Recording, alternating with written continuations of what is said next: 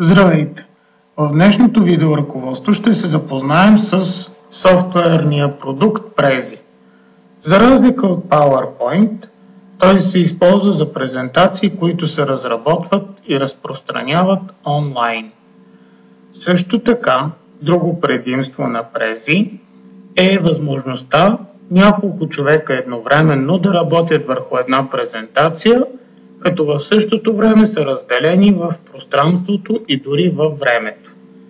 Prezi е облачна услуга, което означава, че от всяко устройство по всяко време може да бъде достъпено. Може да бъде започнато на компютъра, да бъде редактирано на таблета и да бъде представено на телефон. Или пък, например, един човек може да започне да разработва Prezi-то, да кажем в неделя сутринта, в понеделник друг негов колега от друго устройство, от друго място да влезе и така нататък. Освен това, Prezi дава възможност да бъде представено онлайн чрез живо излъчване. Тоест, ние можем да разпратим покани на хората, които ще използват Prezi и да ги поканим на нашата презентация и да изнесем така, сякаш те са в аудитория пред нас. Сега да видим как се разработва Prezi и какви са възможностите му за интегриране на различни видове медийни продукти. За начало ни е необходимо да отворим браузър. Prezi работи с всички браузъри. Тоест няма значение дали използвате Mozilla, дали използвате Google Chrome, Opera или пък, например, Internet Explorer. Ето това е адресът на Prezi, Presentation Software, Online Presentation Tools. Натискаме върху линка или може директно да заведем адреса, който преди малко ви показах. И ето, завежда се пред нас началната страница на Prezi. Сега, изисква се регистрация и на пръв поглед, когато натиснем върху Get Started, ни се показват едни цени. Само че това е, ако искаме да използваме Prezi в малко по-професионален контекст, т.е. когато зад нас стои някаква институция, която иска нейното лого да бъде поставено в презентацията и съответно готова някакви пари да ни даде. В случая виждате месечните абонаменти. Но, освен това имаме бутона Continue Free, който ни дава възможност за напълно безплатен достъп до Prezi, използване на доста от функционалностите. Единственото недостатък в този случай е това, че нашата презентация може да бъде гледана от всеки, тя става публична, може да бъде намирана по ключова дума и дори използвана от други потребители или променяна. Ако обаче ние сме преподаватели в училище или в университет, имаме една втора възможност – Students and Teachers и Educational Plans. Ако имаме имейл, който да е, така да се каже, регистриран в университетска поща или в училищна поща, т.е. ако имаме служебен имейл, то тогава ние можем да си създадем напълно безплатно образователен акаунт. Плюсът на образователния акаунт е, че той първо е безплатен. Ето виждате, Add Enjoy, Free. И освен това може да направите вашите презентации на Prezi секретни смисъл, че никой не може да ги види без вашето позволение или ако специално не сте изпратили линк на този човек. И да, достъп от всяко устройство, което между другото също е голям плюс, тъй като ние вече не сме ограничени от това, че устройството, на което разработваме презентацията, както да кажем при PowerPoint, задължително трябва да го носим с нас там, където искаме да продължим да работим върху тази презентация. И един друг проблем също е решен, тъй като Prezi се преглежда директно онлайн, няма проблем с версиите. Да кажем, ако в PowerPoint нещо е разработено на 2013, а пък се преглежда на компютър, който има само 2010, ако е изпратено по почтата, например, и ето сега това не работи, онова се разместило или пък обратно. компютърът казва, аз не мога да отворя този продукт, защото той е много висока версия, аз с такава версия не работя и така нататък. И всъщност разпространяването на PowerPoint продукт става проблем. А пък Prezi, независимо от къде се гледа, винаги използва своят собствен плеер, за да покаже презентация, така че ние не сме ограничени по никакъв начин от това. Искаме логин, аз ще използвам образователен акаунт.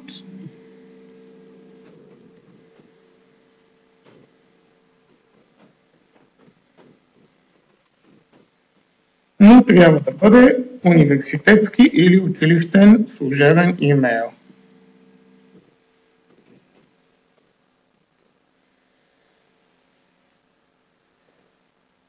Когато се логнем, се зарежда началната страница на Prezi.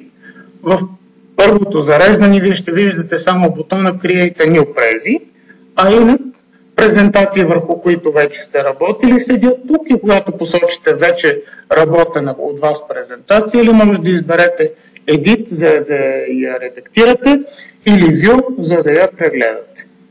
Също така, освен презентациите създадени от вас, може да виждате и презентациите споделени с вас, т.е. нещо, което колеги са споделили, за да може да гледате, или нещо, което ваши колеги са споделили, за да можете да работите съвместно върху него в онлайн формат. Сега ние ще започнем с съвсем ново Prezi, Create a New Prezi. Подобно на PowerPoint и Prezi има два формата на работа. Готови шаблони, в които вие просто попълвате текста, или напълно авторска презентация, при която започвате от бяло поле и всичко градите от начало. Шаблоните в Prezi, ето виждате ги тук, има и още доста. Имат едно, така да го кажем, леко ограничение, че винаги следвате пътя, който те са избрали и винаги структурата, която те са избрали. Само че в случая на нас това не ни върши работа. Затова вместо бутона Use Template, ние ще натиснем бутона Start Blank Prezi. Когато натиснем Start Blank Prezi, ни се отваря работното пространство на нова авторска презентация. Този кръг, който виждате, всъщност е рамка в Prezi.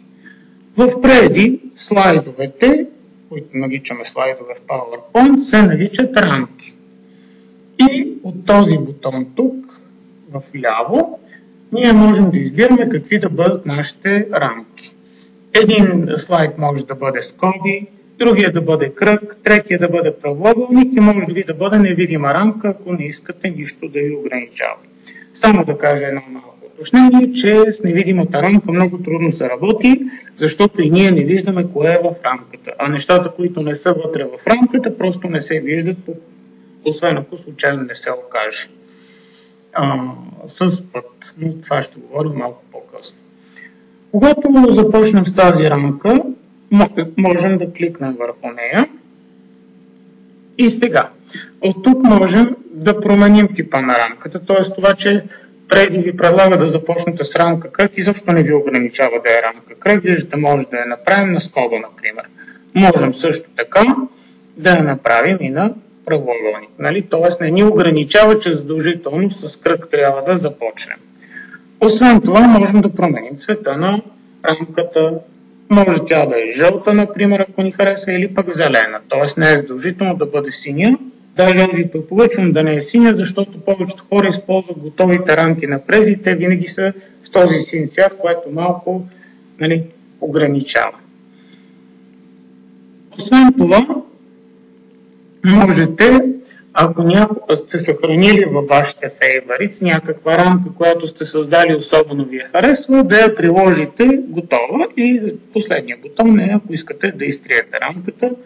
Но пак казвам, след това ще трябва да създадете по-лесно и просто от типа рамка да промените, ако това ви притеснява. Сега, когато имаме вече рамката, да кажем, удобно ни е с нея, ето така можем да я поставим в центъра. Виждате, моя курсор, когато натисна и задържа с ляв бутон, става на ръчичка и аз мога да местя работния плод, а с бутончето на мишката, когато плъзгам напред, то се увеличава, когато плъзгам назад, се намалява, т.е. ние можем да контролираме. Това е хубаво, защото във всеки един момент, за разлика от отново PowerPoint, нали, който вече познаваме, ние можем не само да покажем текущия слайд, но ние можем да смалим и да покажем цялата картина, всички слайдове, т.е. цялата структура на презентацията и после пак да се върнем към някакъв конкретен слайд. Така публиката ще държи в съзнанието си структурата на презентацията и откъде тръгваме и къде искаме да стигнем, тъй като иначе в PowerPoint се случва да се поразсеят хората и да загубят връзката до къде сте и за какво сте тръгнали да говорите. За да редактираме самата рамка, кликаме върху нея и после избираме бутончето Zoom to Frame, за да, ето, тя застава в центъра. Ние тук имаме готово поленце за заглавие и готово поленце за автор. Когато ние кликнем, виждате познатите ви от Word инструменти, да кажем, ние ще напишем първи стъпки в Prezi, като от този бутон тук ние можем да намалиме текста, от съседния го увеличаваме, от тук можем да променим цвета на текста в какъвто пожелаем и от тук ние можем да го направим заглавие, подзаглавие или параграфен, обикновен параграфен текст. От тук избираме стил на шрифта, удебеляване курсив. От тук можем да сложим фон на шрифта, т.е. да превърнем текстовата кутия в цветна кутия. Ето виждате как. Или пък, ако искаме, можем да не поставяме фон, да си остане какъвто си е.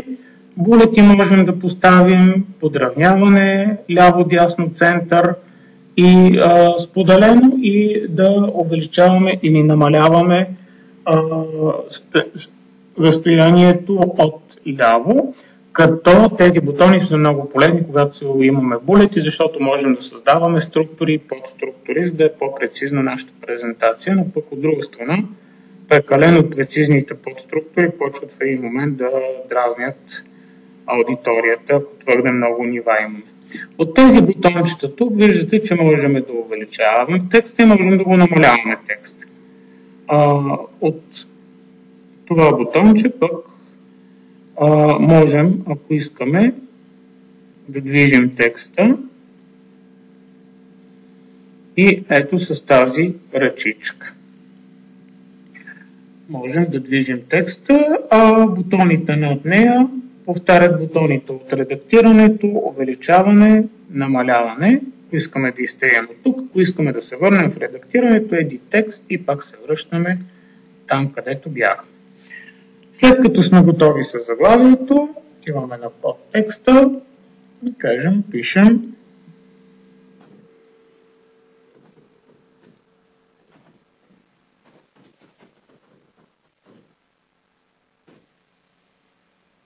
и можем да използваме, да центрираме този текст. Ето. Сега да видим, когато вече сме готови с рамката, ние по-късно можем пак да редактираме тази рамка. Когато сме готови с рамката, как да добавим следващата рамка. Много от Circle Frame, да кажем този път, ще си изберем скоби, но първо избираме типа рамка, а след това натискаме плюс. Тя се появява, забелязвате вляво, като втори слайд, както между другото казахме, че тук рамките се наричат слайдове и те се подвеждат подобно на PowerPoint. Отново натискаме бутончето Zoom to Frame, за да можем да редактираме втората рамка. Тук обаче, както забелязвате, няма текст. Когато нямаме текстова рамка, е достатъчно да кликнем два пъти с ляв бутон на мишката някъде в рамката и се появява вече познатото ни текстово поле. Да кажем,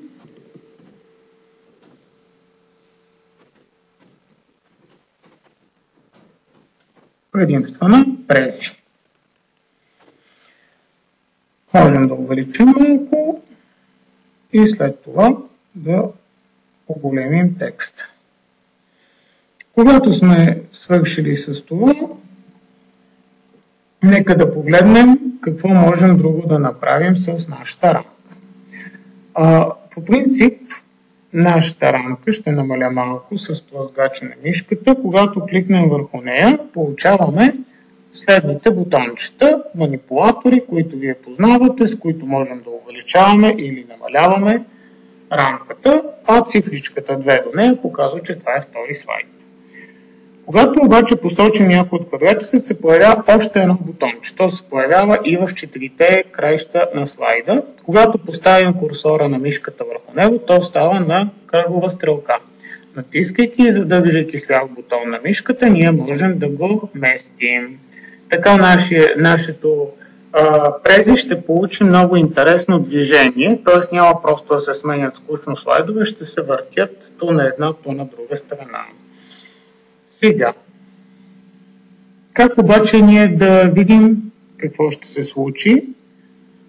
Натискаме бутончето, което се намира долу в ляво, Edit Path.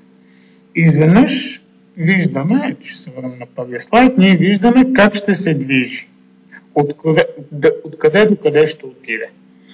Освен просто да видим къде ще се движи, ние можем да кликнем върху някой обект. Виждате, че когато посоча текст, след малко ще видим и снимки, той става плюс и хоп, той се появява като наш трети слайд. Ако не искаме обаче трети слайд, или поне не искаме да е този, когато го посочим, вижте, че горе в дясно се появява червена точка с бял хикс, натискаме и той изчезва. Когато сме приключили, ние след малко пак ще се върнем към тези пътища на движение, натискаме просто Done. По този начин ние можем да контролираме и в края на презентацията ние можем да направим или на равни интервали от презентацията, ние можем да правим чрез тези пътища на движение хипервръзка към слайда с структурата на презентацията и така отново да връщаме хората и да им казваме ето какви са ви възможностите. И ето какво сме минали и какво предстои.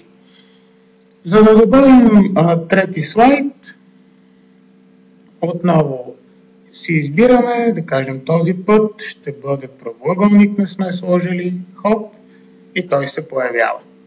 Това, което виждате в момента, е това, което ще види вашата публика в началото на презентацията. Така че можем малко да подредим тези слайдове, да ги попреместим, ето така, и съответно да създадем една структура, която да е ясна за аудиторията в началото, какво ще гледа и през кои слайдове ще минем. Например, така, разбира се, тук може да продължим и тук така да обградим, примерно, централния кръг с слайдчета, които да по-късно да се оголемяват. Какво можем да сложим в нашите рамки, освен очевидно вече текст? Започнем пак с нашата първа рамка. Да кажем, е хубаво да сложим едно изображение на прези с неговото лого. Как се постави изображение в рамка? Разбира се, Zoom to Frame, за да дойде рамката за редакция, след което ето този бутон в центъра Insert, избираме команда Image. Появява се списък с изображенията на твърдия диск на нашия компютър. Ето аз съм си приготвил едно, натискам върху него и натискам Open. След което изображението се появява оградено от познатите ни бели манипулатори и също така има ръчичка, с която аз мога да го местя, а с манипулаторите мога да го увеличавам и съответно намалявам, а дори познатата ни кръгова стрелка мога и да го завъртя, ако искам да направя това.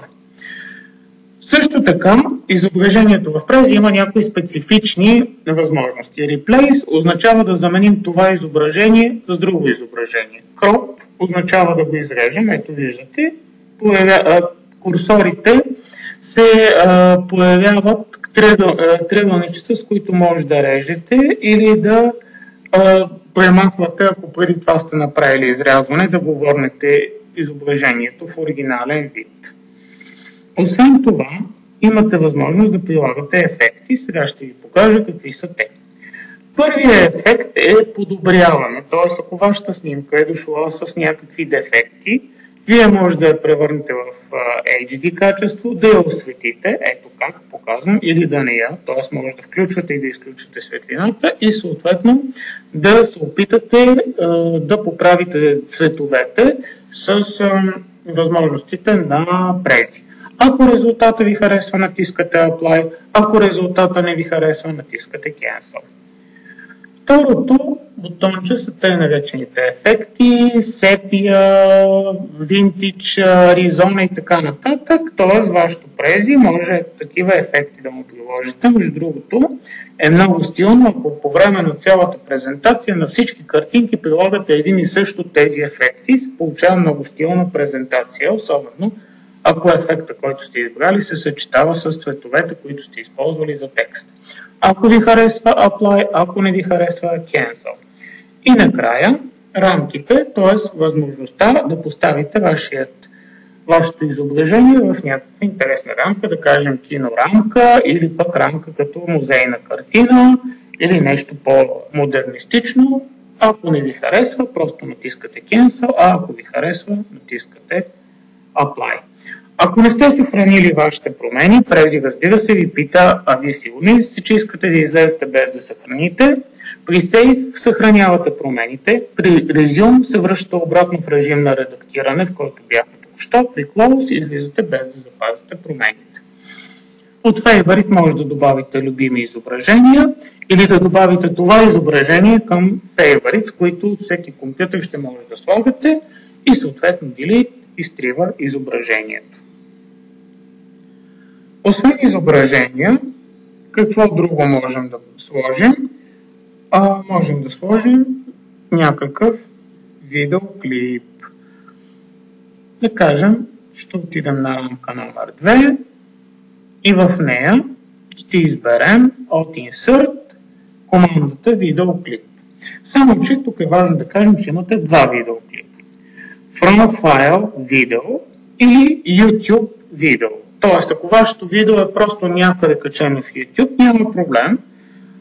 Или, ако се налага, може да извадите видео или кадър от него от твърдия диск на вашия компютър. Да кажем, ние искаме да видим едно видео от YouTube. И то ни пита за линка. Отваряме си един нов, пишем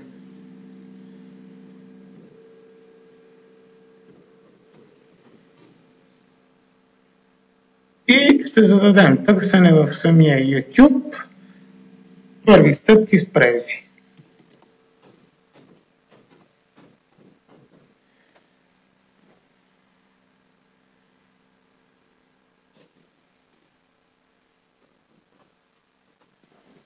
Съответно, то ни дава моето първо Prezi, някакви предложения и ние ще изберем да кажем това, което си харесваме. След което ние взимаме линка на адреса на YouTube, десен бутон Copy или Ctrl+C, връщаме се в нашото Prezi и поставяме с Ctrl+V или десен бутон Paste, след което натискаме бутон Insert. Видеото се появява. Сега ще забележите, че в сравнение с изображението са доста по-лимитирани възможностите за редактиране, просто причина, че Prezi не е програма за видеоредактиране, има други, които могат да ви свършат това добро.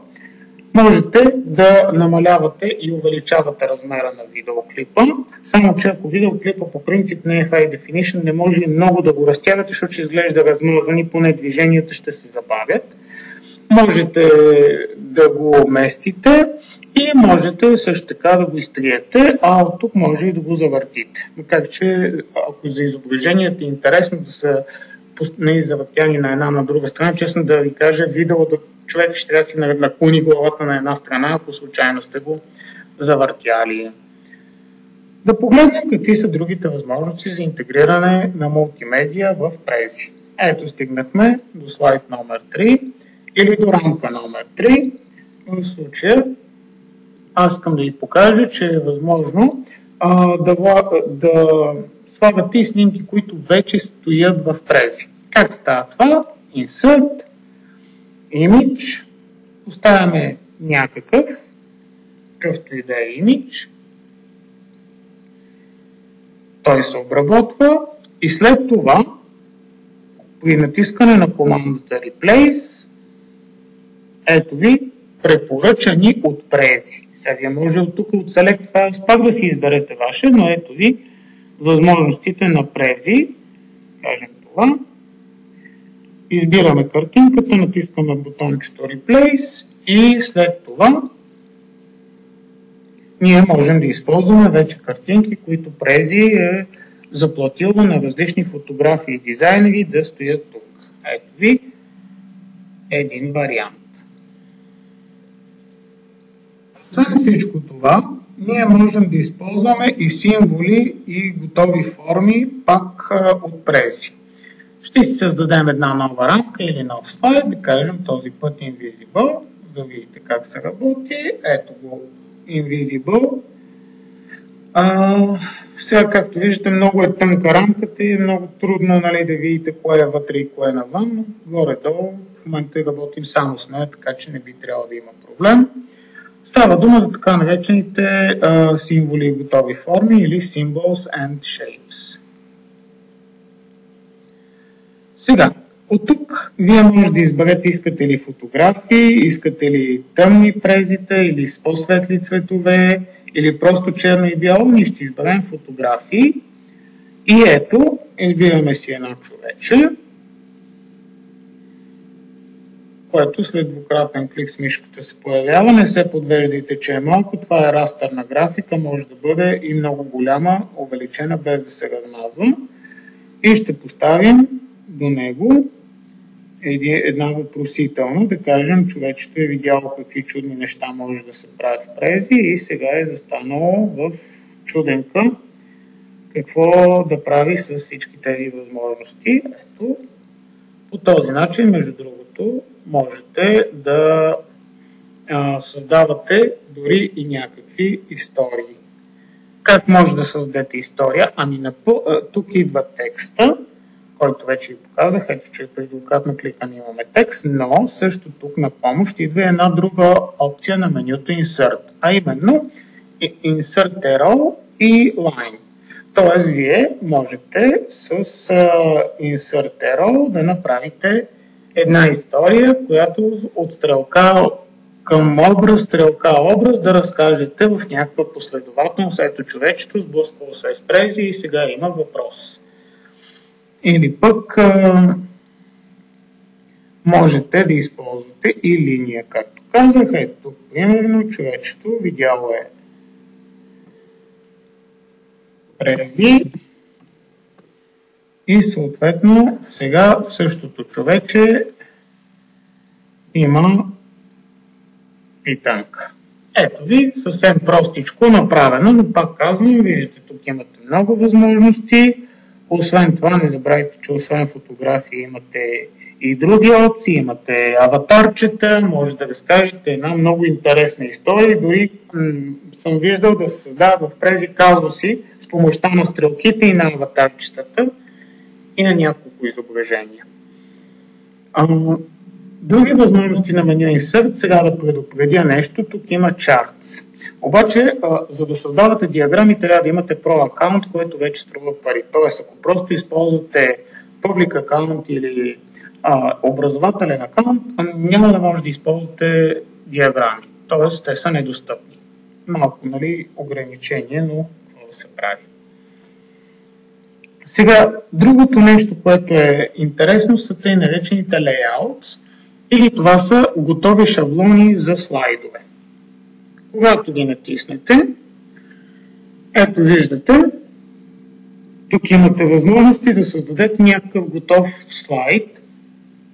А ако сте в началото на презентацията от Multiframe, дори Prezi ви дава възможност да изберете готови поредици от слайдове, които някакси да се разказват и ви предлага структура. Надолу ще видите, че има доста интересни структури. Сега проблемът е, че пак ви ограничават. Нали, смисъл, ако ви искате нещо по-различно от това, нали, се налага да си минем през Multiframe. По принцип, видяхте, че всички тези неща ние можем да ги сложим когато и където искаме от меню Insert, само за да ви покажа. Ето, например, текст и изображение. Това се появява, забележете, като нова рамка, като пети слайд. Ето го. Ако не искате обаче, няма нужда.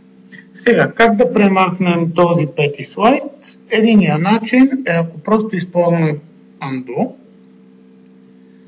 Другият начин е, както ви показах преди малко, Edit Path. И съответно, до пети слайд, когато го посочим, има стрелка, искаме, тя изчезва. Така. Даваме му Done, за да се върнем в режим за работа. Освен въпросните лейаути, имаме възможност да интегрираме в Prezi и части от PDF или цял PDF документ по странички и отделни слайдове или цяла PowerPoint презентация. Как се прави това? Ами, значи отново от въпросния фрейм, този път ще си изберем, да кажем пак скобите, натискаме и когато се появи, само че имайте предвид, че той се появява като мъничко нещо, пак трябва да се върнем тук на първата страница и съответно да му намерим мястото. Виждате ли, той в момента е съвсем мъничък. Даже не го засича, ще трябва малко да увеличим. Ето го тук. Въпросния слайд ще трябва да го наместим малко надолу и да го увеличим, за да е равностоен на другите слайдове. Така. И да повторим операцията с този слайд, който също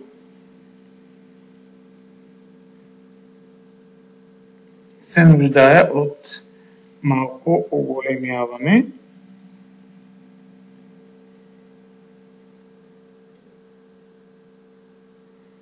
Връщаме се на първия, за да видим къде ни е избягал слайда. Ето, намерихме си слайда.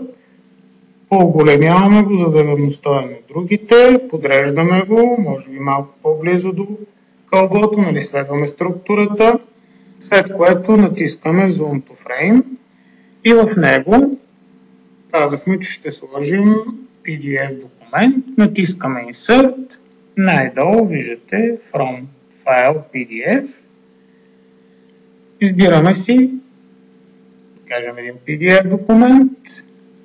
Processing ви отговаря Prezi и след известно време ви поставя всичките странички, които е намерило като мини изображения в рамката.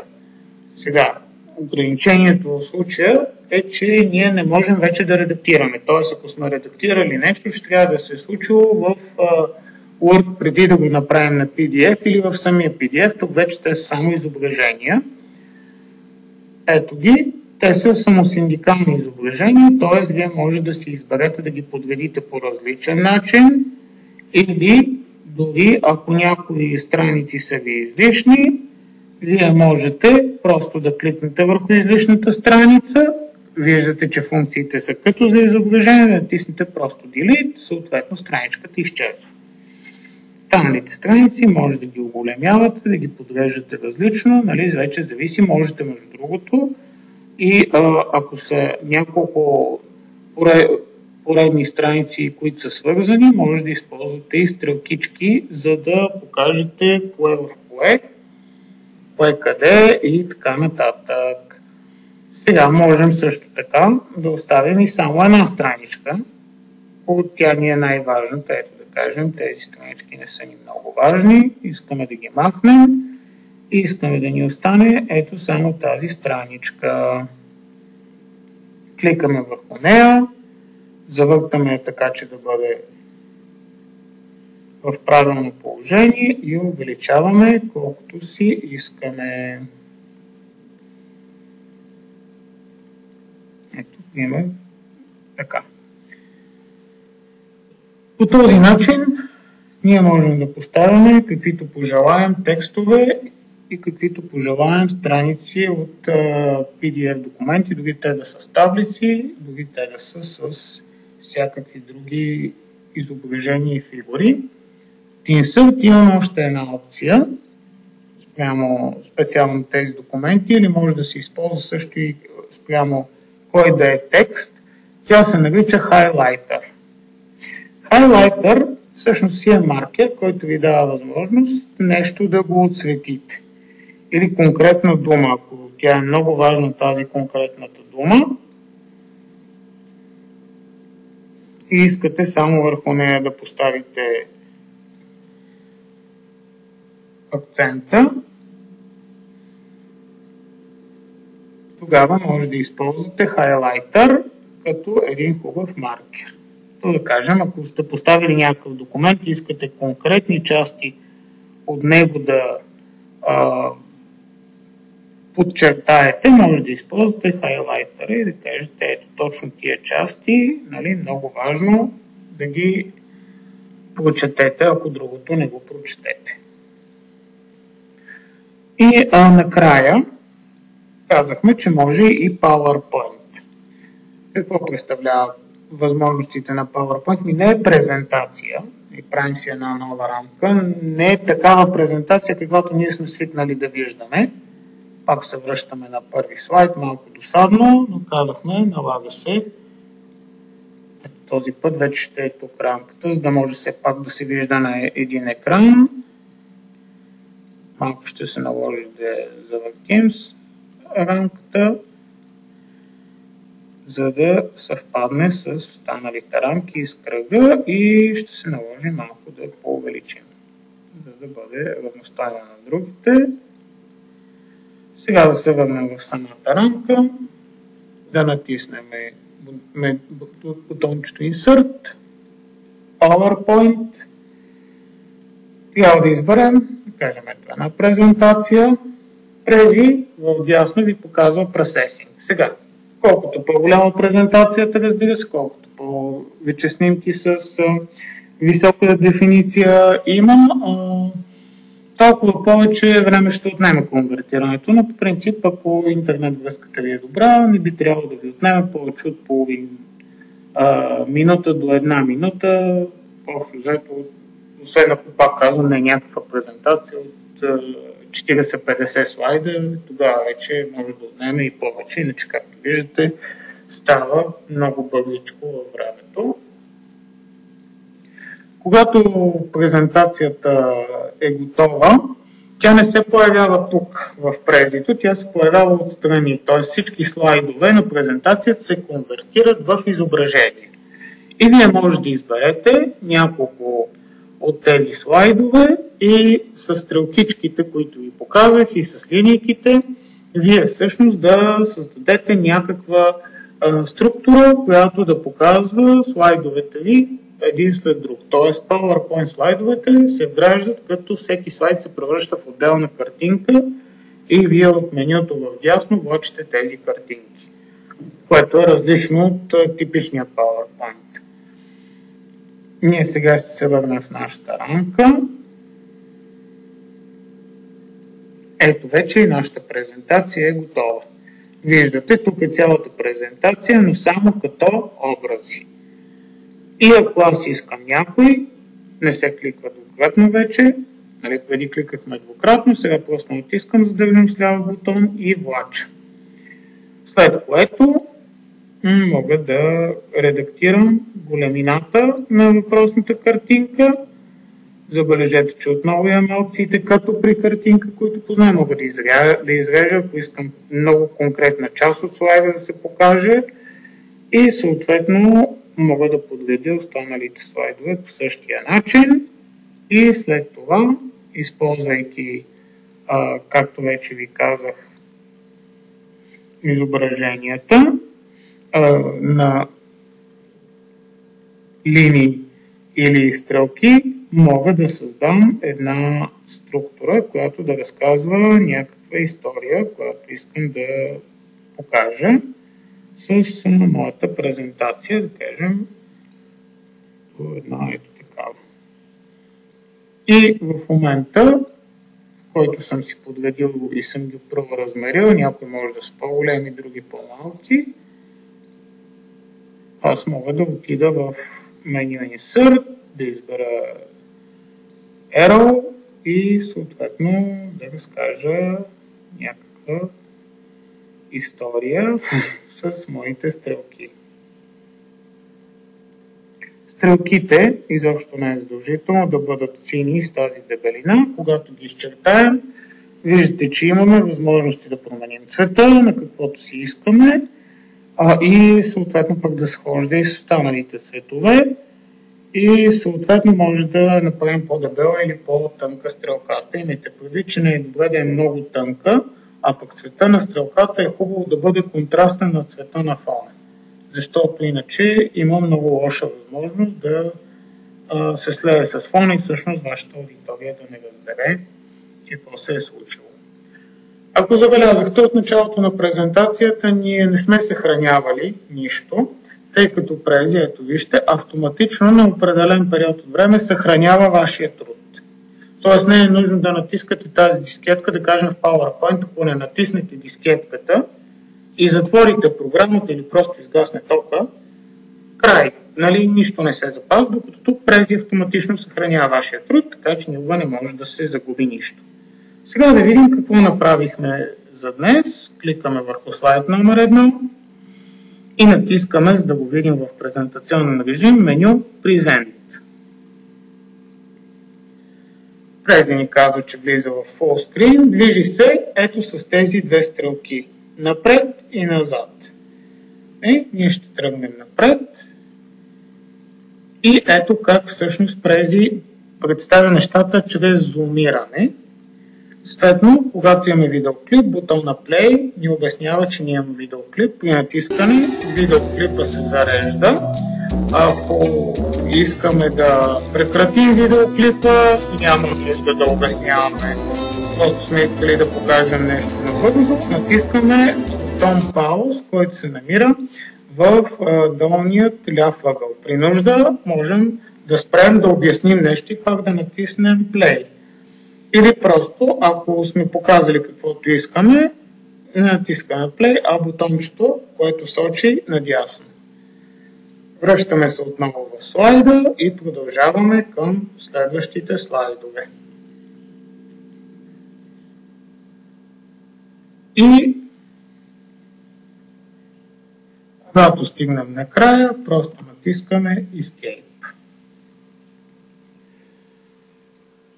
Това беше видеоурокът за основни елементи в Prezi.